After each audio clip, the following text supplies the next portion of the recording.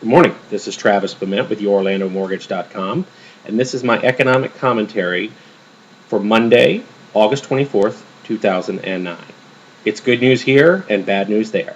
In a good sign, the recent run-up in the stock market, which is at its highest level in months, has not pushed mortgage rates up. In fact, there's been a measurable decrease in rates over the last few weeks. Inflation fears have been lessened by almost constant reassurances from the Federal Reserve and the Treasury Department that any increases in rates will be gradual so as not to disturb the recovery.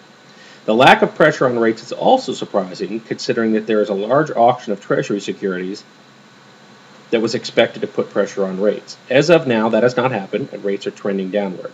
That auction will include over $100 billion of new debt, so the market may react negatively.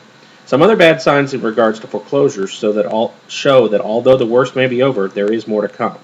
At the end of the second quarter, approximately 13.16% of all borrowers nationwide were at least one payment past due on their mortgage. Again, the statistics show delinquencies and foreclosures for subprime mortgages slowing, while problems with prime mortgages continue to increase.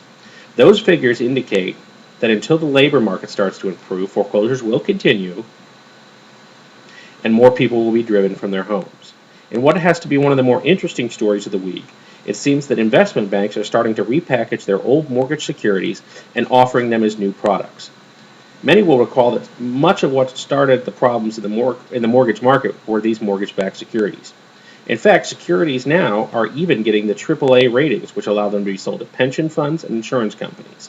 The process is called re-REMIC, or a re-securitization of real estate mortgage investment conduits. Some banks are also turning previously failed collateral debt obligations, or CDOs, into re-REMICs. The goal is to get further liquidity back into the secondary market, and that is an admirable goal. These are complicated and, as we have seen, possibly troublesome investment vehicles. I certainly hope that Wall Street has learned some lessons and is able to make it work this time. Thanks, and we'll see you next week.